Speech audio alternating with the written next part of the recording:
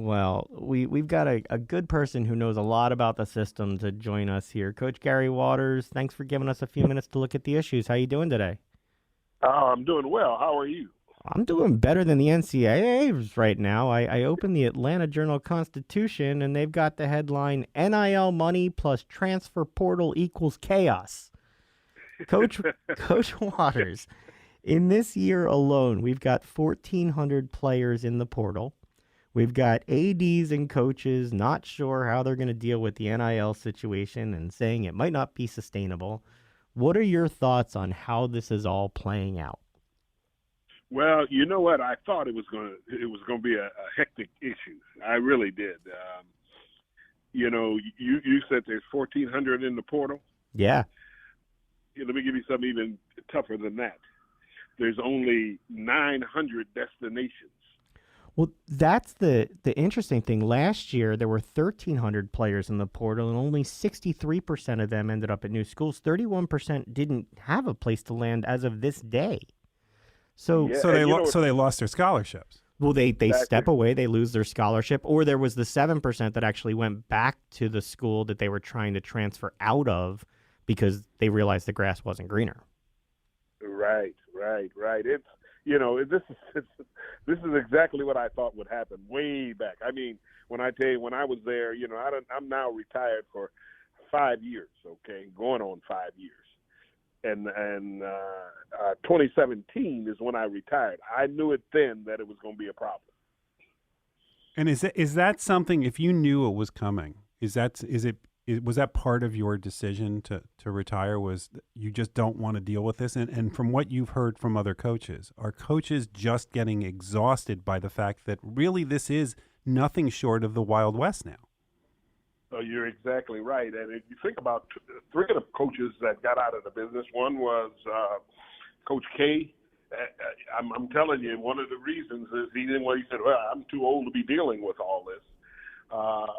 Then you have Kansas State's coach. He decided, I don't want any more of this thing, and he left. I mean, it's you're going to see many more make that decision. Yeah, and locally we've seen Jay Wright, at the top of his game, step away. He hasn't given a real reason for it, but you got to think that if you're a coach right now, you can't determine what you're going to do from week to week, because if a kid doesn't get playing time, sometimes they're looking for something else. And we talked to Michigan, University of Michigan's athletic director at the beginning of this transfer portal thing, and this was something he was concerned about. But now add on top of it NIL. Oh, So you not NIL. only have kids that are saying, I'm going to keep looking for greener pastures, but now I'm going to look for greener pastures. Now I'm going to look for money. How, as a coach, can you deal with that? Well, I knew it would be a difficult thing to navigate through. I mean, the thing with it is it's not going to get any better. It's only going to get worse. The more they keep getting involved and the more kids that really make a decision to do so, it's going to be a tough situation. I put air quotes around this, but the NCAA, quote, the governing body, has largely stepped aside as far as regulating NIL. They seem to be afraid that putting any limitations on deals would lead to legal battles that they don't want. Though they did put out a guidance on May 9th, just a guidance, that they don't want increased involvement of collectives where people pool their money. Can you tell me your thoughts on how the NCAA is or is not handling the situation? It looks like they're leading from behind once again. Yeah, and I think it has gone too far. And what I think could happen, and this is what my concern is, you're going to see people break away from the NCAA, meaning Power Five saying, why should we deal with this? We can create our own situation and do it. And they wanted to do it back in, I'm going to say, 2016, and the NCAA talked them out of it. But I'm going to tell you, if it continues at this rate, you could see that possibly happening. What does a world of college sports look like with the Power Five conferences driving things more than they are already, rather than the NCAA as supposedly the overarching governing body? Well, you take the little guy; he's out of the picture. He's out of any kind of participation at the highest level financially in college athletics. Right now you have the NCAA in basketball. Now they have a tournament that they can still participate in. However, if they break away, something is going to happen. They may create new tournaments. I don't know. Yeah, and you've had the luxury of coaching in both situations. You've coached at a big school in Rutgers, a Big Ten school. Yes, right. I call it Yes, Rutgers a big school, Jeff. That's right. And what we used to call as a mid-major at Cleveland State. And so, looking at it from both perspectives, how exactly do you solve the problem without further separating the haves from the have-nots? Well, I don't know if you can solve it that way. See, what's going to happen is the money will drive what direction they go. And when you think about the Power Five, it's all about college football. And I mean, you're talking billions of dollars. So now, someone's going to have to make a decision which direction to go. And then they won't even think a second thought about telling the little man, you cannot be a part of the party. Yeah, and you're going to have situations where the student athletes who deserve money at this point, they are basically paying for or getting paid for work. But you're going to have these student athletes who are going to ask for a bigger part of this pie. I would not be surprised if they start asking for the TV money, and it's going to impact athletic programs from all over the country. Is there a way to help the student athlete but also salvage the programs? Well, see, they've opened up Pandora box, and when you open up that box, now you got an issue where it's hard to go back in and bring something out of it. See, they've let the courts rule on it, and once you let the courts rule, all they're going to do is rule more and more. So I don't know if they can go back in there, but I'm going to say this, is that the NCAA had an opportunity back in, I'm going to say, 2014, 2013, to really get involved in this thing, because they knew way back then that this could be an issue with the NIL, and they could have curved it, they could have put things ahead of it, but now they're to a point I don't think they can bring it back out. And I was on the NABC board, and one of the things I suggested, even then, I said, we got to find a way to incentivize this whole situation and have these kids be able to make some type of money within the issue. Now, they did certain things. For instance, the cost of living, they did that kind of concept, and I think that's really good. But see, when they look at it, it's a lot of money. It's not what we're talking about, millions. You're talking about billions of dollars now. So when people see that, they all feel they can become a part of that. And so they ask for more. See, I had an idea that they could have did many, many years ago. They could have given each player so much money. Say you give each player that participates on the varsity level in football and basketball, and then the equivalent with women, give each one, say, I'm going to say $200,000, maybe $300,000. You give each one $200,000 to $300,000 once they sign a letter, and now but they don't get that money unless they graduate. So you put it in the bank. They don't have that money until everything is done, and then when they graduate, they would get a check for 2 or 3, whatever 100,000 it is. Now they can go out into our society and be active people and do certain things and not be caught in debt because they have college debt that they owe.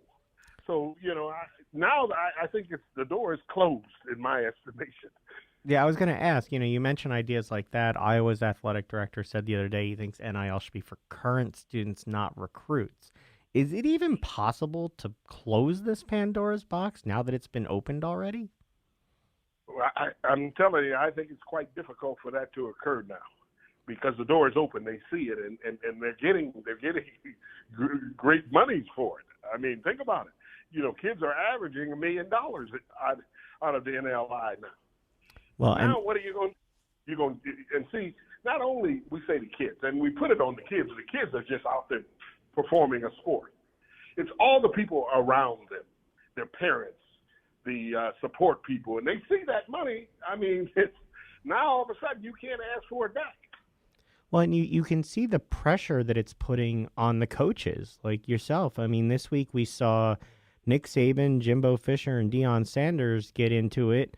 Nick Saban basically accused Jimbo Fisher of buying players and Deion Sanders of buying players. Neither of them took too kindly with it. I don't think any of them would have appeared in your character coach book and your lessons of things to do. Are we going to see more of this where coaches are going to vent on other people because their inability to keep up with this new arms race? Well, back in the day, you had these similar things occurring, not the arguments, but you had the similar things occurring where players were being bought and all types of situations like that. But the NCAA ruled it was illegal. Now it's illegal. So when it's legal, you can argue about the point, but there's nothing you can do about the point. And Saban just said it the wrong way. What he was saying was true. He just said it the wrong way, and it made Dibble Fisher feel even worse about the situation because he was bringing out information about his kids, and he didn't really want that. And I think he would have accepted it better if it was only directed at him only. And so when you get all these things happening, you're going to have these arguments going on constantly because of it's free and it's legal. Yeah, the problem with Nick Saban, of all people, saying it is that he's doing it from a position on a pedestal, looking down at everybody, trying to protect his fiefdom. So it's disingenuous. If he wanted to come out and just say that there was an issue, he should have gone to the NCAA and said, this is something we have to deal with. But the concern that I have, though, is you as a former coach.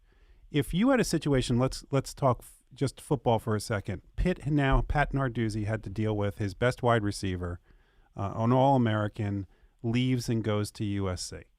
There's been all sorts of stories about why he left and he didn't. But if you then generalize it and just say, what would you do as a coach who has a player and the player is just in general, I'm not talking about this guy, in general thinks he can get more money somewhere else.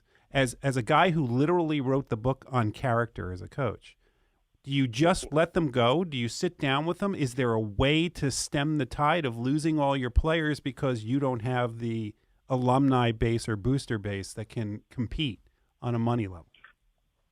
Well, and like I've constantly said, you've opened a door. Now that door is so wide open, I don't think you can tell them, no, you can't go into that door. The same thing that kind of occurred in my program, my latter years, the last 2 to 3 years.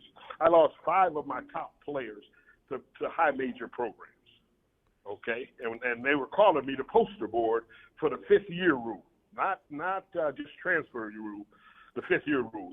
What I would bring kids into the program, and my goal is to get them to graduate, number one. And what you need to know, I graduated 98% of them. But I also wanted them, to get better and physically get better. So some would redshirt and so on. So they had that extra year. When schools found out about that rule that you could in your 5th year go to another school and play immediately as long as you graduate from that school, and they have a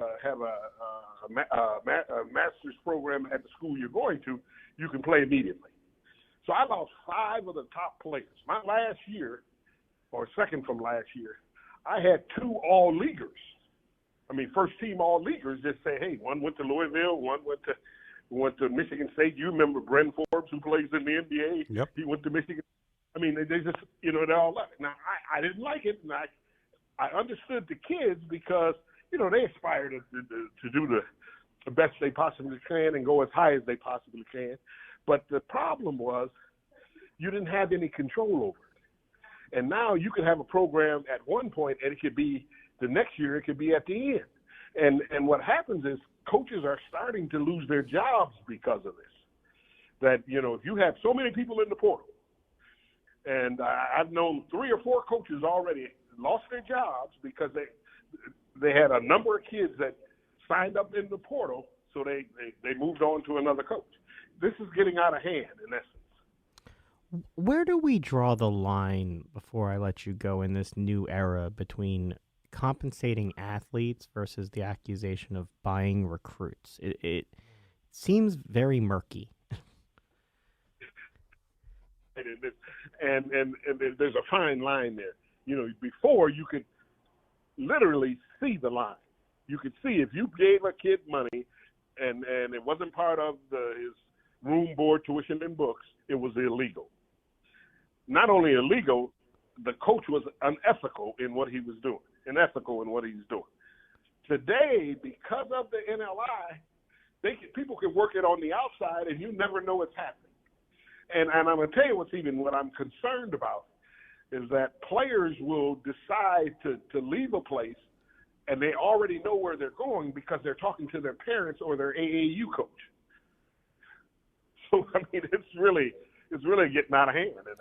Well, Coach, we know this issue isn't going away. We also know you've got another book coming out. We hope you will join us as that gets completed and as more news occurs. Always appreciate you giving us some time to break it all down. Oh, I love every time I talk with you guys. You guys do a wonderful job, and I hope we can get this situation, alleviated some kind of way. Well, we'll keep talking about it. You have a great day, Coach.